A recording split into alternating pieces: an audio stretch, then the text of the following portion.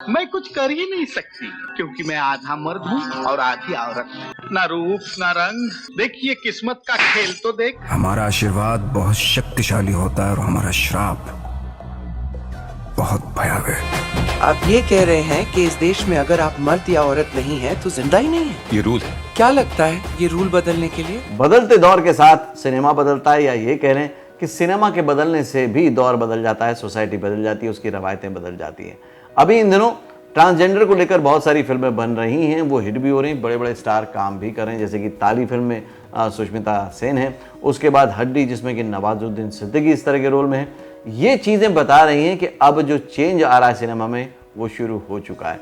इसके बारे में डिटेल आपको नॉलेज दूंगा आज के फिल्मी फंडे में। जिस देश में कुत्तों तक का सेंसस होता है पर ट्रांसजेंडर्स का नहीं, आप जैसे लोगों के बीच जीना, that is scary। आप एक एक्टर, सक्सेसफुल एक्टर बनना चाहते हैं, बॉलीवुड में, फिल्म इंडस्ट्री में काम करना चाहते हैं, लेकिन नहीं जानते कि क्या करना है। अगर सब कुछ जानना चाहते हैं, एक बार में ही अपना सक्सेसफुल करियर बनाना चाहते हैं, तो आपको ज्वाइन करना चाहिए 8 days Bollywood career guidance workshop. Hello friends, welcome to Filmi Funde, join films academy, the practical film school. मैं हूं आपका अपना वीरेंद्र राठौर और आप देख रहे हैं बॉलीवुड का Google, join films YouTube channel. Film industry में एंट्री को लेकर जो भी आपको नॉलेज चाहिए, इंफॉर्मेशन चाहिए, वो सिर्फ आपको यहीं पर मिलती है, इसलिए चैनल से जुड़े रहिए। और अगर अभी तक सब्सक्राइब नहीं किया तो सब्सक्राइब कीजिए, बेल आइकन को प्रेस कीजिए, ताकि आपकी एंट्री का रास्ता बहुत आसान हो पाए। ट्रांसजेंडर को लेके फिल्में अभी ताली बहुत ज़्यादा क्रिटिकली एक्लेम भी हुई, नॉर्मल पब्लिक ने भी पसंद की, और अब हड्डी का जिक्र हो रहा है जिसमें कि नवाजुद्दीन सिद्दीकी अलग तरह के रोल में नजर आएंगे, परफॉर्म करते आएंगे। अब इसके फायदे क्या क्या हैं? पहला फायदा तो ये है कि एज एन एक्टर बहुत ज़्यादा आपको ट्रांसफॉर्मेशन की जरूरत होती है और बहुत चैलेंजिंग होता है, और वही मज़ा भी देता है एक आर्टिस्ट को। मैं औरत थी, मैं औरत हूँ और औरत रहूंगी। दूसरा ये है कि अब सोसाइटी का जो दृष्टिकोण है, जो पॉइंट ऑफ व्यू है, वो पूरी तरह चेंज हो रहा है, ये आपको देखने को मिलेगा। कहते हैं कि अगर आपको किसी भी देश की सोसाइटी को समझना हो, लोगों को समझना हो, तो उनकी फिल्में देख लीजिए, आपको समझ में आ जाएगा, क्योंकि फिल्में उनके आसपास की बात ही कहती है। तो इससे बहुत क्लियर होता है कि अब हिंदुस्तान में भी ट्रांसजेंडर को लेकर माहौल बदल रहा है, एक्सेप्टेंस बढ़ रहा है। लेकिन इसकी शुरुआत ऐसे नहीं हुई थी। सिनेमा में शुरू में ट्रांसजेंडर को इस्तेमाल किया गया था कुछ गानों में, या मजाक में, या कॉमेडी में, या एक पंच के लिए यूज किया जाता था। मैं भी नाचा, मेरे को दो। क्या हेरा है रे? क्या जमाना आ गया। तब देखिएगा तो दौर वैसा ही था।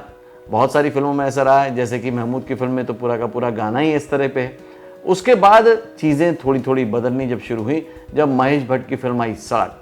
सड़क में नेगेटिव में दिखाया गया, तो ट्रांसजेंडर को लेकर होने लगा कि भाई वो नेगेटिव ही करते हैं, नेगेटिव रोल जितने भी होते थे उनके आसपास ट्रांसजेंडर को दिखाया जाता था। और सड़क में तो मेन जो विलन है, जो सदाशिव अमरपुकर ने कमाल का रोल किया था, बहुत ग्रेट एक्टर हैं, और उन्होंने इस रोल को, महारानी के रोल को बहुत अच्छा किया था। लोगों ने बहुत अच्छे से उसको पसंद भी किया था। लेकिन वो लड़की मेरे साथ ही जाएगी। ए सेठ, ये बाजार है, यहाँ जो सामने आएगा ना उसी को हम हमारा माल बेचेगा, समझे? तो बीच में एक ऐसा दौर आया जहाँ पे इनको नेगेटिव दिखाया जाने लगा, और सोसाइटी में भी उसी तरह का इम्पैक्ट था। सड़क के बाद महेश भट्ट की दूसरी फिल्म आई थी तमन्ना। तमन्ना में परेश रावल ने ट्रांसजेंडर का रोल किया और एक पॉजिटिव रोल किया, सेंट्रल कैरेक्टर किया। उसके रिलेशन थे, उसके इमोशंस थे, उसकी जो सोसाइटी में प्रॉब्लम है उनको लेकर बात थी, रिलेशन को आगे ले जाने की, और उनको नज़रिया जो होता है सोसाइटी का उसको लेकर थी, और इमोशनली बहुत अच्छा परफॉर्म किया था, पोर्ट्रे किया था परेश रावल ने। एक्शन!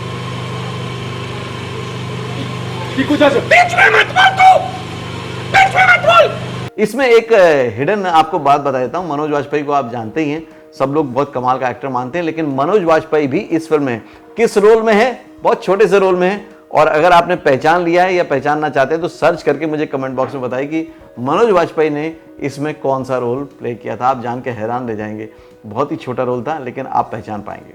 ओके, तो फिर तमन्ना में पॉजिटिवली सेंट्रल कैरेक्टर दिखाया गया, लेकिन उसके बाद एक बहुत बड़ा गैप आ गया, फिर कभी भी इस तरह के कैरेक्टर पे बात नहीं हुई। लेकिन अब आज के दौर में जहां हमारा सिनेमा ग्लोबल सिनेमा हो रहा है, वहां पर आप देखिए ताली फिल्म आती है। ताली फिल्म एक बायोपिक है, मतलब अब रियल स्टोरी में भी आने लग गए हैं। मतलब जो ट्रांसजेंडर की रियल स्टोरी थी उस पर बेस करके सिनेमा गढ़ा जा रहा है, सिनेमा बनाया जा रहा है।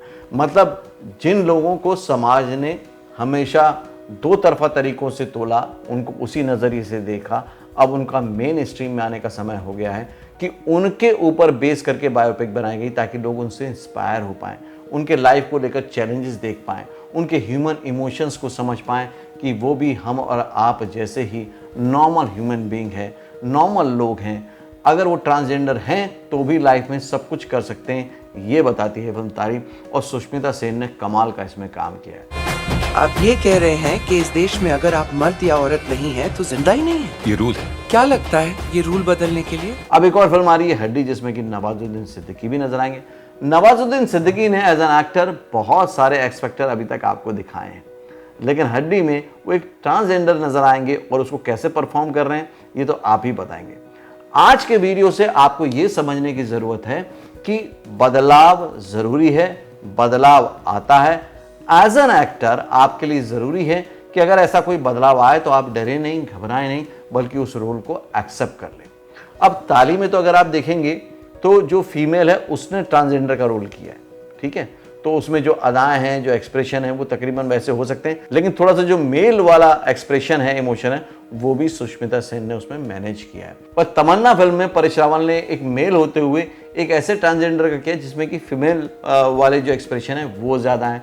महारानी में भी उसी तरीके से था। अब हड्डी में क्या सरप्राइज निकल कर आता है वो आप देखेंगे।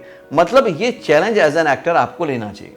As a writer, as a film maker आपको क्या करना चाहिए, इस तरह के सब्जेक्ट पे अब अपने दृष्टिकोण को थोड़ा सा ओपन कीजिए, अपने पॉइंट ऑफ व्यू को आगे बढ़ाइए, क्योंकि अब वो समय आ गया कि किसी तरह का भी सिनेमा आप बना सकते हैं, किसी तरह का भी सिनेमा आप समाज को दे सकते हैं। अब वो एक बैरियर नहीं रह गया कि नहीं ये ऐसा ही होगा, वो वैसे ही होगा। अब ऑडियंस भी ओपन माइंड की हो गई है। वो नए नए सब्जेक्ट, नए नए किरदार जो समाज में आसपास हैं और लोगों को इंस्पायर कर रहे हैं, उनको देखना चाहते हैं। लाइन में आ जाओ, male right side, female left side. तुझे हम जैसे लोगों से कोई लेना देना नहीं है, और अगर है तो पहले हम जैसा बन के दिखा अंदर से। आज का वीडियो का टॉपिक थोड़ा सा अलग था, थोड़ा सा हटके था, क्योंकि जॉइंट फिल्म्स हमेशा कुछ नया करता है, हटके करता है, अलग करता है।